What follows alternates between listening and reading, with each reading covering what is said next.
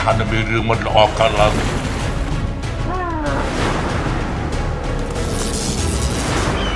វានឹងខ្លាចជាដំណើរកំសាន្តដ៏អស្ចារ្យបំផុតកតាបវេទមន្តគុណតើម៉ាស៊ីននោះនៅណាដល់ពេលដែលពួកឯងត្រូវជួយខ្លួនឯងហើ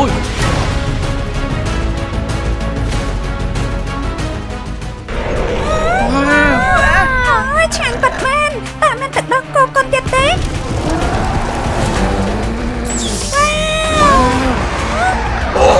អូយព្រះអើយដុកទ័រឯងបើជៀនយ៉ាងមិននឹងម៉ាក់ម៉ែលឿនមកផ្លេចខ្ញុំនឹកឃើញពិធីដ៏ល្អមួយដើម្បីជួយការពារសត្វទាំងអស់ហើយកតាបវេទមន្តគុណពួកយើងធ្វើដំណើរផ្សងព្រេងកាត់តាមតំបន់ព្រៃព្រឹក្សារបស់ប្រទេសអាហ្វ្រិកខាងត្បូងនិងមើលសត្វតោទាំងអស់ដែលកំពុងដើរកាត់វាលស្មៅខ្ញុំចង់រត់តំណែងជាមួយនឹងគេប៉ាដែលជាសត្វខ្លារខិនរត់លឿនជាងគេបំផុតបន្ទាប់មកយើងទៅតំបន់ពលខាងជើងទៅមើលខ្លាឃ្មុំតកបន្ទាប់មកទៀតយើងមកចូលទៅក្នុងសមុទ្រដ៏ជ្រៅហើយលេងជាមួយនឹងត្រីបាឡែនខៀវដ៏ធំចុងក្រោយពួកយើងហោះឆ្វែងទៅលើមេឃជាមួយនឹងសត្វអន្ទ្រីស្តេឡាដែលជាសត្វអន្ទ្រីដ៏ធំបំផុតនៅលើពិភពលោកវានឹងក្លាយជាដំណើរកំសាន្តដ៏អស្ចារ្យបំផុតមិនគណៈទាំងអស់គ្នានិយាយហារហូតអញ្ចឹងព្រោះថាប៉ាស្ដាប់ទៅដូចជាយើងទៅដើរលេងច្រើនជាងម៉ាក់ក៏ចង់ទៅស្វែងយល់ពីធម្មជាតិដែរកូនសម្លាញ់ប៉ុន្តែយើងត្រូវផ្ដោតលើផែនការរួមគ្នាជាមួយកូនដើម្បីការពារសត្វលោកទាំងអស់របស់យើងជាមុនសិនបើអញ្ចឹងមែនកូនមិនចង់ទៅទេការពារសត្វទាំងអស់គឺជារឿងធំបំផុតយើងមិនអាចធ្វើវាម្ដងទាំងអស់បានទេទង្វើដែលមនុស្សលោកបានធ្វើដូចជាការបរបាញ់សត្វដោយខុសច្បាប់ការកាប់បំផ្លាញព្រៃឈើនិងការបំពុលបរិស្ថានបានធ្វើឲ្យប្រព័ន្ធអេកូឡូស៊ីមានការប្រែប្រួលយ៉ាងខ្លាំងសត្វភាគច្រើនងាយទទួលឥទ្ធិពលពីការផ្លាស់ប្ដូរទាំងនេះសូម្បីតែការផ្លាស់ប្ដូរដ៏តូចមួយក៏អាចបំផ្លាញជំរករបស់ពួកវានិងធ្វើឲ្យពួកវាឈានទៅរកការដាច់ពូជបានដែរអាចចង់និយាយថាពួកគេលែងមានទៀតហ៎ចាមានសត្វជាច្រើនបានបាត់ជាបណ្ដាហើយដូចជាសារមៀតដែលមានកុយមួយសត្វក្តាមស៊ីកាក្រពើភ្នំសត្វមាន់ភ្នំក្បាលស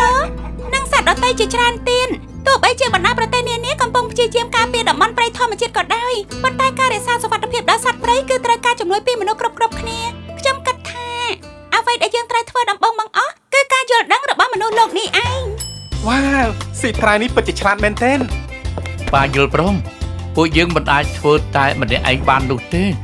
ពួកយើងអាចបង្រៀនមនុស្សគ្រប់គ្នាពីការការពារសត្វលោកទាំងមូលបានតែល្អទេបើយើងអញ្ជើញមនុស្សគ្រប់គ្នាឲ្យមកលេងកសិដ្ឋានទៅដល់គោកូនរបស់ពួកយើងម៉ាក់ប៉ាពួកគេអាចញ៉ាំទៅដល់គោកូនផងនិងអាចដកដង្ហើមស្រូបយកខ្យល់អាកាសដ៏បរិសុទ្ធផងគំនិតល្អណាស់កូនសម្លាញ់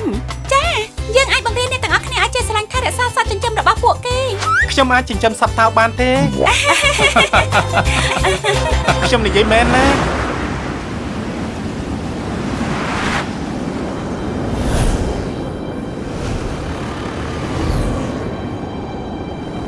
សូមគោរពសត្វទេពទាំងអស់អានេះបារានមកដល់ហើយអាយ៉ាខ្ញុំមានអារម្មណ៍ថាមានរឿងមិនល្អកើតឡើងក្នុងពេលឆាប់នេះរឿងមិនល្អដោយអាចផ្កាធ្លាក់បុកភពផែនដីកាលពី66លានឆ្នាំមុនមែនទេវាសំណាងឲ្យដល់ពួកយើងជួយយកសត្វទាំងអស់នោះមកតាន់ពេលខ្ញុំពិតជាបារម្ភពីសត្វទាំងអស់ណាស់ហើយយើងគួរធ្វើសកម្មភាពភ្លាមទីទំនាក់ទំនងរវាងយើងនិងសត្វទាំងនោះគឺសំខាន់ខ្លាំងណាស់សូមនៅឲ្យស្ងៀមរងចាំមើលបន្តិចទៀតព្រះអង្គសូឡាបានផ្ញើសារព្រមានដល់មនុស្សលោកតាមរយៈសុបិនរបស់ពួកគេសូមជម្រាបគ្រួសារសត្វទេពគ្រួសារកសិករអស្ចារ្យកំពុងរៀបចំផែនការការពារសត្វទាំងអស់អានីមូរ៉ាបន្តតាមដានពួកគេកុំសម្រេចចិត្តធ្វើអីដោយខ្លួនឯងទទួលបានខ្ញុំចង់ចាំហើយតើឯងកំពុងផឹកអីនឹងអានីមូរ៉ាតែទៅដល់កោផុនស្រស់សុទ្ធ 100% ព្រះអង្គលីរ៉ា